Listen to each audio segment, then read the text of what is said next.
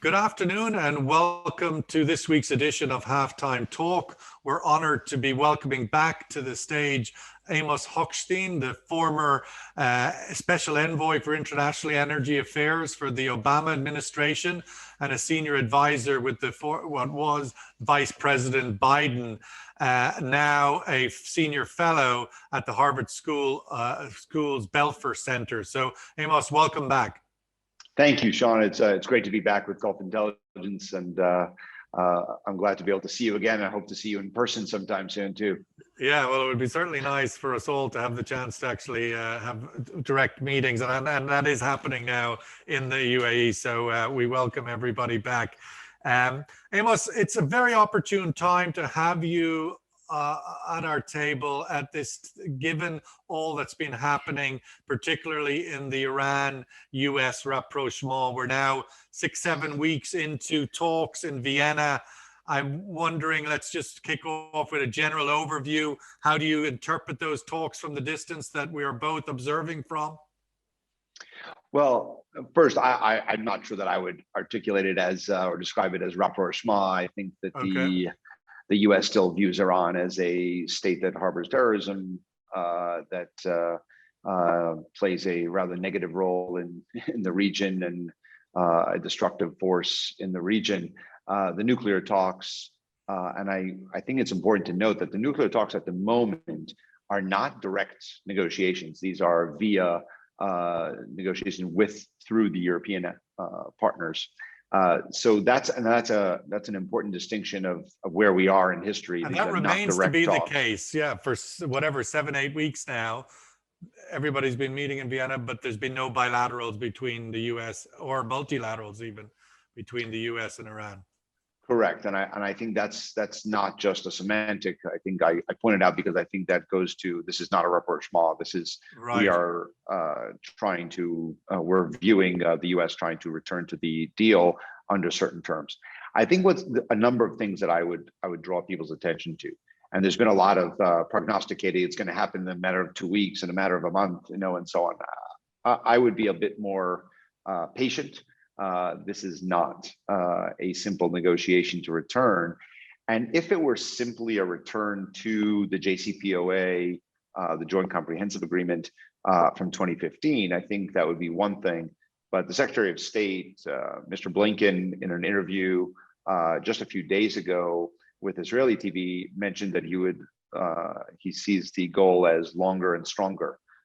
And that means the sunset provisions that expire in 2030, I'm assuming means that would have to be extended, which would make good sense since we've lost a number of years from the withdrawal, from the Trump administration's withdrawal of the agreement, and then probably tightening some of the verification compliance provisions, since we did see some gaps were revealed over the last few years of where the compliance was. But I think that the most important piece of it, President Biden from the campaign through his early presidency was very consistent. Views Iran as a dangerous and destructive force. However, the goal is not to allow Iran to have nuclear weapons. The best way to achieve that is through an agreement. That was the rationale in 2015. American rationale today. And therefore, with some Gulf allies, Israel, et cetera, there may be differences of opinion about the pathway, but I think that the goal is shared. As far as how the talks are going, I think there's clear progress, but progress is not enough. There's pressures on both sides from many perspectives not to reach a deal. And I think progress is always going to be slow when you don't have direct negotiations. I mean, there was a sense of expectation, I suppose, as you articulated early in your comment there, that maybe all of us watching it could have built up a sense that this was going to happen quickly because it was started before, literally in the weeks before a Iranian presidential election. There was a certain view that, well, if you're going to start before a presidential election, it means you want to get done before it happens. Was that an incorrect sense of assumptions, do you think? I think the best way to describe it is the assumption should have been that, or the conclusions of reading the tea leaves were that the Biden administration was earnest in demonstrating a desire to return to a negotiated framework. That the hope was that the Iranians would as well. I think the timing of the election was more of an Iranian issue rather than an American issue, obviously. And I've never bought into the ability to read those tea leaves that simply. And so when I heard those assessments, I thought that certain groups in Iran would like to have it before the election. I'm sure others would not. But the overarching is not a deadline of an election, but a reaching something that both sides think is that they can work with. I'm not also sure that whatever agreement is reached will be the final agreement. There may be a number of steps that are agreed to regarding sanctions removal or certain sanctions removal accompanied with certain progress on enrichment, followed by a more comprehensive agreement that would govern the verification mechanism, that would govern the length, and so on. So I'm not sure that we should expect one big announcement on everything. I mean, at that point, the big announcement on everything, is it not, I suppose, once you start to pull the pieces apart, you could be down multiple rabbit holes. I mean, the idea that you would simply reinstate what was and lift all the sanctions that since came, that clearly is not as simple as it sounds. But ultimately, I think that seems to be the Iranian position. You left, you come back, lift the sanctions, and we get on with it. America seems to be, US, Joe Biden's administration seems to be taking the opportunity to tweak it, to make it better from their perspective than it was. Some of the criticism, obviously, that it received, the sunset clause being one of them. Is that what we're looking at here? Do you think that there is tweaking rather than simply restarting what was? It seems reasonable that you don't need that many rounds of negotiation to re-sign a piece of paper that was signed before. So it stands to reason that there's some tweaking. I also think, look, we have to be honest. Today's 2021, and we signed that. The United States agreed to that, to the JCPOA, in 2015. That's 6 years ago. We live in a slightly different world, and we have to adjust some things, and you have to learn from experiences. There may have, there have been some intelligence publication of intelligence operations in Iran and elsewhere that revealed some potentially some problematic issues that may need to be tackled. There may be other information that they want to tighten. So I think that we're not in the same place. The region is different than it was, and I would hope that any administration coming in 6 years after an agreement would like to tweak it while not expanding it too much that it is impossible to reach an agreement. So I think the word you're using is probably right, by tweaking and not overhauling. Meanwhile, the reality on the ground is, according to most secondary sources, Iran is already exporting 1 million barrels of oil a day or something in that vicinity, from practically nothing around the time of the election in November to now, a sizable amount, as is generally seen around 1 million barrels a day. What is the tolerance for that? Clearly there is tolerance for it unofficially. How does that impact, do you think, the discussions? Because Iran is kind of saying, well, maybe I don't need to agree anything. I'll just keep exporting my oil. So this is always a challenge. And I have a fairly strong view on this as someone who was tasked in 2012 with managing the imposition of Iran of sanctions on the oil sector. When I believe oil price has a lot to do with Iranian willingness to negotiate. And as you know, the United States actually tried to negotiate with Iran, to bring Iran to the negotiating table before it succeeded to. But at $100 a barrel and at 2.5 million barrels a day of exports, Iranians were less interested. You're going back a decade ago or so, or less than a decade ago, right? Well, just about. But in 2014, Exactly. In 2014, oil prices collapsed over sort of the third, fourth quarter of 2014 into the first quarter of 2015. And suddenly Iran exporting a lot less oil. So we had reduced it at that point, the sanctions down to about 1 million. And the price was in the 20s and mid 30s for oil. And that, I think, brought Iran to the table. I think today we're at $70 oil. Iran has increased to 1 million. By the way, in November, they were not at nothing. I think that was some false reporting. Yeah. They were probably at, in my estimate, they were in the 3 to 4 to maybe 450,000 barrels a day. They've reached, by the time Joe Biden was president, so over December, January, they were already at around 600, 700.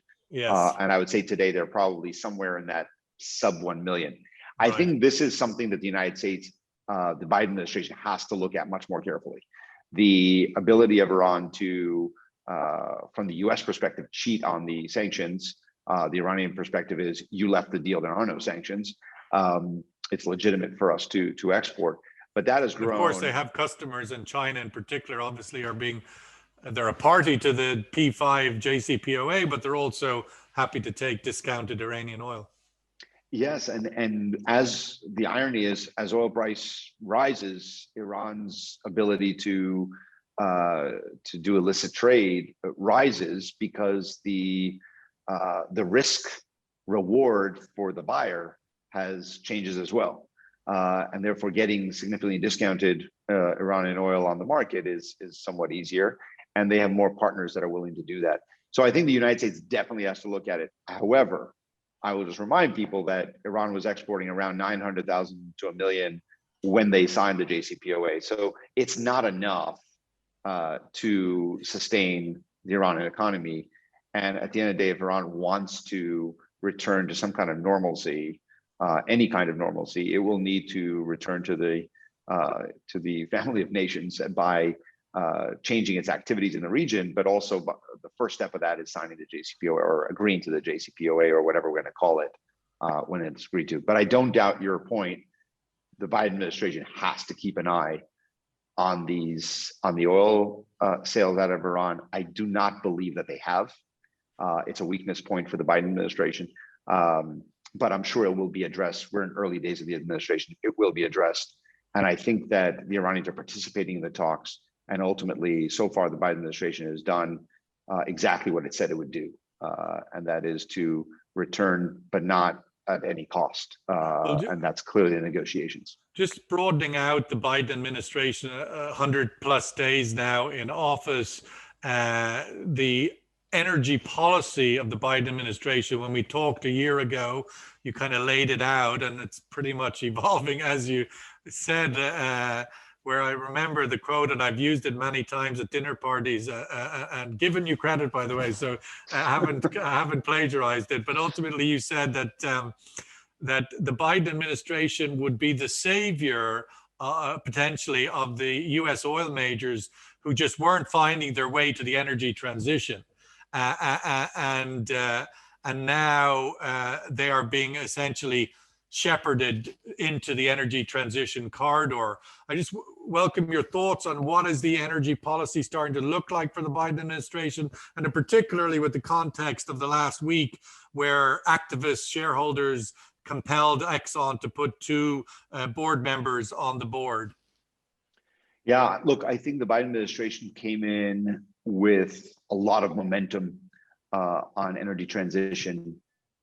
It has brought the issue of climate and energy transition to the forefront by naming a former Secretary of State to agree to come back as a global envoy, and that highlighted and raised the profile that, if you look, other countries then followed suit by putting this squarely on the agenda. UAE appointed a new big climate envoy, and the rest of the world really felt, part of the pun, but energized around this issue.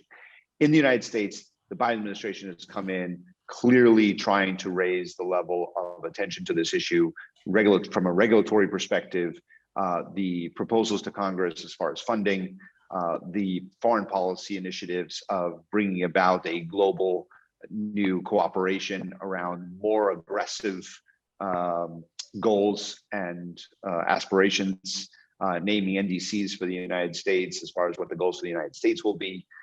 These are all firmly, really aggressive behavior by the Biden administration. They promised it during the campaign, and I think they over-delivered as far as where they're putting it. It is truly an issue that is interagency, meaning it is not just the Department of Energy or the Environmental Protection Agency. It is every agency of the U.S. government has climate and energy transition in its and it's the center sights. of the infrastructure jobs bill, ultimately, isn't it? Correct. To reboost America in this corridor. That's right. And what we talked about a year ago when we met, and I was prognosticating what a Biden administration could look like. What you referenced before is, I still believe, the oil companies, especially in the United States, were so behind. Their heads were firmly in the sand. They did not understand where the world was going, or they refused to accept what was happening. They have, especially compared to their European partners. I think that the jolt that the Biden administration coming in has given, we're clearly still seeing.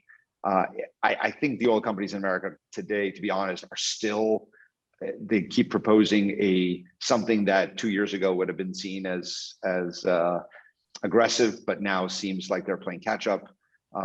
I think they still don't understand the public sentiment, not only around the world, but even in the United States. And I think that the effort that you mentioned by activists with, I think, $30 million worth of investment in Exxon, were able to muster a massive campaign and get 2 or maybe 3 board seats. That is shocking because they didn't do it on their own. It means that the institutional investors sided with climate folks versus the traditional. And that's what they lost. They lost the traditional institutional investors. And therefore, you have 2 things that are happening at the same time. Government of the United States, governments in Europe, China, and elsewhere are coming up with strong policies that will create both incentive to the industry, to energy transition, by putting in a lot of free and cheap money into the system, by changing regulations, by using their purchasing power, and by pressuring industries. And the public is going with that. The US is clearly a little bit behind as far as where our public sentiment is, but it's growing and the momentum there is growing. And once the institutional investors understand that and start moving and making, in this occasion, most notably BlackRock were involved in the Exxon piece.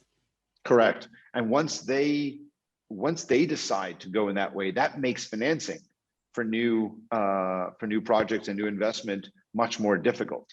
And that's sort of the key there. Which is that kind of been going to be government. It's kind of been the surprise of the year so far, has been the fact that shale oil hasn't come back.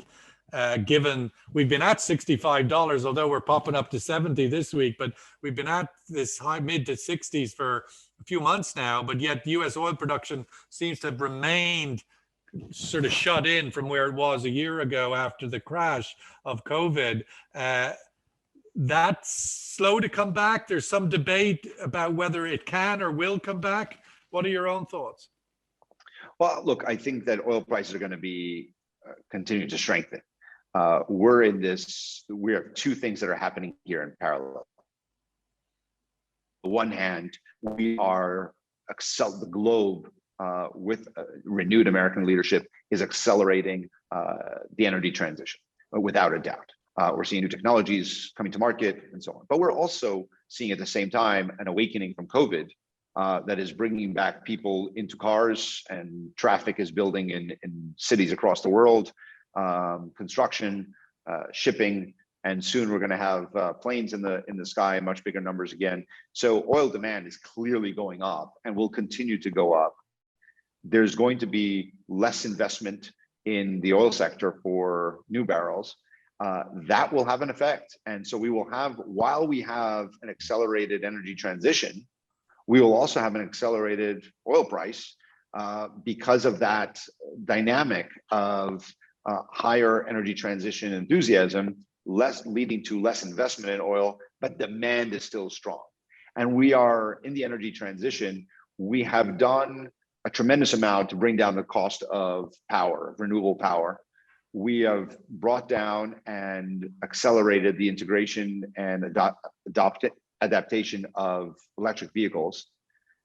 We have still a lot of problems. We're doing that so fast that we're running into supply chain issues, and that is there's a lot of sand in the gears here, and solutions that need to be addressed and found are still in the R&D stage of trying to figure out how to bring it to market. So we're going very fast, but we have some parts of the energy transition that what's making it so exciting for investors and for companies, for corporates, is that, you know, we're talking about hydrogen and talk about some of the other technologies to reduce. Well, there's a big, obviously, as you mentioned, the COVID, as described by many, and the Fed included, as a rebound rather than a recovery. And in that rebound, there seems to be a big spring into the transition. And I could probably, if you were counting, the word hydrogen has probably appeared in the press as much times as COVID in the last few months. But that sort of spring, that rebound momentum will inevitably drop off, and this is all going to be dependent on recovery and the sustainability of that. But before we get away to have to close, Amos, I wanted to get your views on what all of this means for the Middle East, because you mentioned earlier that the US oil majors may have had their head in the sand about the transition over recent years, and now clearly they're waking up to that, and we'll have to see how they adapt, and I'm sure they'll continue to resist. How should this region, the Middle East, where we are, be interpreting the Biden climate agenda and the transition momentum that we're seeing? Are we in our head in the sands? Are we doing the right thing? If the oil majors like Exxon have to shut in their investment, there's going to be a call maybe more on Middle East oil. Yeah, I think this is one of the most fascinating questions of the dynamic of the energy transition, because the Gulf is an amazing place, ecosystem, to look at exactly this stress that I described before of, on the one hand, the acceleration of the energy transition and toward a cleaner future, and on the other hand, an enhanced oil price because of the decline in investment around the world. And what I mean is this. We always used to talk the last barrel of oil will be in the Middle East. It is the cheapest and most efficient and most effective barrel to produce. More expensive oil will be shut in first. So as we reach, whenever that point is that we reach that peak demand and we start to make the decline in oil demand as electric vehicles and other fuels and uses go down, the other oil will be shut in first. So the Middle East oil is not going to be shut in anytime soon because you have so many other barrels that will be shut in ahead of the Middle East. So that's a period of quite a long time still before we get there. Probably shorter than some would hope in the Middle East, but it's not. They're not the first to go. But in the meantime, they will be called upon to invest a lot. Well, we'll see what they do. They will be there to supply the market for sure. The UAE is trying to get to 5 million barrels a day from where they are now, 3.5 or 4. So I think this is going to be the debate. Is that sustainable for the world to want to see continued support on the production side?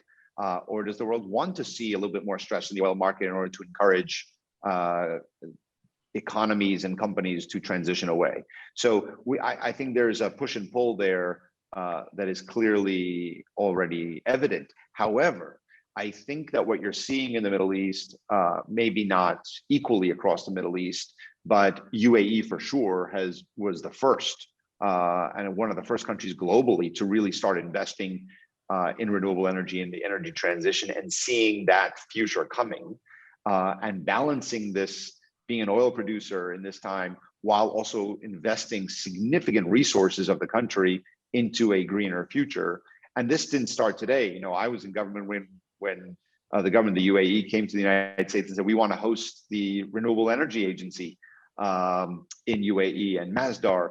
And now you've seen already the discussion with the Biden administration by UAE about participating in some of these, in some of the renewable energy and clean energy revolution, and wanting to be at the forefront of that, and using the fact that they have the resources, so oil revenues going into the energy transition. We've seen the Saudi Arabia doing the same, trying to put more, it started with solar power in and with some wind in Saudi itself, but then also investing globally in the energy transition. Saudi is one of the backers for a new electric vehicle that is coming onto the market in the United States. So there is some of that. We're starting to see an awakening in the Gulf towards the role that they want to play into the future. I think this is something that the Biden administration, I hope, is signaling. It's a signal for the Gulf that this is the time to make these investments, because it's not going away. I think the Trump years are to some degree a pause of a question mark. Historically, we had the Obama administration with the world going to Paris Accords, the world coming together. We had 4 years of Trump of people saying, is this for real or not? Realizing that even if the United States exits Paris, the rest of the world is actually marching forward without the United States, which means that this is no longer something that you can take a pause and see, maybe it's not actually for real.